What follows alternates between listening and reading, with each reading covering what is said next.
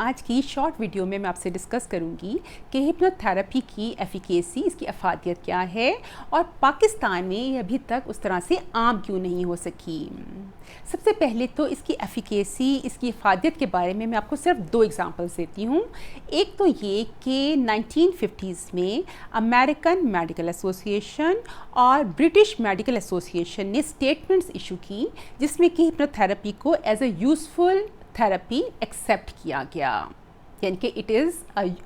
Is an accepted useful therapy. दूसरा, 1962 में एक ब्रेन की सर्जरी की गई अमेरिका में और क्लाइंट को हिप्नोसिस में ले जाकर वो सर्जरी की गई, यानी कि क्लाइंट को एनेस्थीसिया देकर बेहोश नहीं किया गया, बल्कि क्लाइंट को जो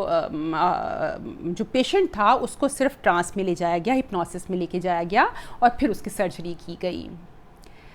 तो इसके अलावा भी बेशुमार लातादाद आप इसकी जो एग्ज़ाम्पल्स हैं नेट से देख सकते हैं, जिससे आपको पता चलेगा कि ये थेरेपी बहुत इफ़ेक्टिव थेरेपी है।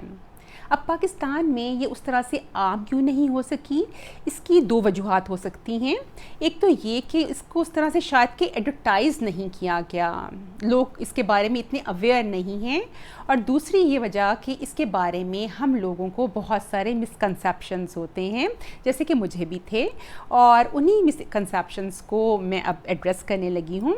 वो ये कि लगता है कि एक हिप्नोथेरेपी जो है एक मैजिकल सी जादुई किस्म की चीज़ है, जिसमें कि हिप्नोथेरेपिस्ट जो होता है वो क्लाइंट के दिमाग को कंट्रोल कर लेता है और फिर वो उससे जो चाहे वो करवा सकता है, क्योंकि क्लाइंट तो सोच रहा होता है। लेकिन ऐसा बिल्कुल भी नहीं है,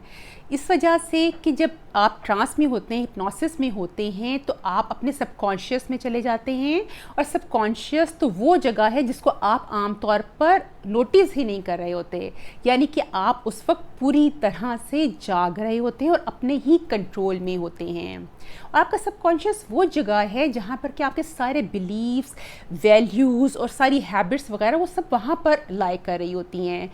तो और सबकॉन्शियस का काम, जैसे मैंने पहले बताया था एक वीडियो में, कि इसका मकसद ही आपको सेफ रखना है, आपकी हिफाजत करना है। तो सबकॉन्शियस उस वक्त आपका पूरा जाग रहा होता है, और हिप्नोथेरेपिस्ट आपसे वो कोई बात नहीं कहलवा सकता जो आप ना कहना चाहें, आपसे वो कोई काम नहीं करवा सकता जो आप ना करना चाहें। आप पूरा का पूरा अपने ही कंट्रोल में होते हैं और आप जाग रहे होते हैं। हाँ, इसको हिप्नोथेरेपिस्ट को एक इस तरह की मिसाल समझिए कि हिप्नोथेरेपिस्ट एक टॉर्च है और आपको एक अंधेरे कमरे में कुछ तलाश करना है, और आपको पता था आपको पता है कि वहाँ पर वो चीज़ है, लेकिन आप उसको ढूंढ नहीं पा रहे। तो हिप्नोथेरेपिस्ट एक टॉर्च का काम करता है, आपको रोशनी देता है कि इधर से चेक कर लो, इधर से चेक कर लो, करते सारा का सारा कुछ आप खुद ही हैं। आप पूरे जाग रहे होते हैं, अपने पूरे के पूरे कंट्रोल में होते हैं, और कोई गलत काम आपसे कोई नहीं करवा सकता।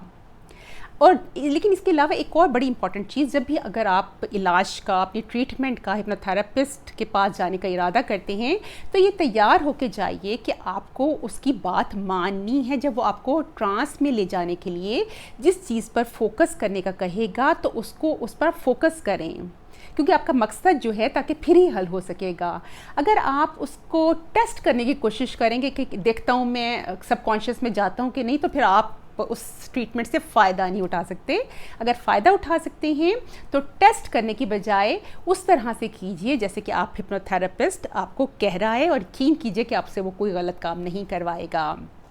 और एक और बड़ी खुशखबरी वो ये कि I am a certified hypnotist now, और इंशाल्लाह ताला नेक्स्ट वीक में मैं एक ऑडियो फाइल अपलोड करूँगी, जिसमें कि जो कि उन लोगों के लिए है जो एंजाइटी या स्ट्रेस का शिकार हैं। तो आपने करना ये है कि दिन में या रात में किसी जगह पर अकेले बैठकर उसको फोकस्ड होकर सुनना है, और फिर देखिएगा कि आपके स्ट्रेस या एंजाइटी पर उसका क्या असर पड़ता है, और इंशाल्लाह आप देखिएगा आपको बहुत ज़्यादा फ़ायदा होगा। और इंशाल्लाह ताला अगला स्टेप मेरा इंशाल्लाह ताला to be a certified hypnotherapist है, and that will be I will be a certified hypnotherapist by the I will be practicing as a certified hypnotherapist by the first week of October इंशाल्लाह ताला। मेरे लिए दुआ कीजिएगा, और अगर आपने आज तक हिप्नोथेरेपी को नहीं ट्राई किया तो गिव इट अ ट्राई। सुब्हानकल्लाहुम्मा व बिहम्दिका नशहदु अल्ला इलाहा इल्ला अंता नस्तगफिरुका व नतूबु इलैक आमीन या रब्बल आलमीन।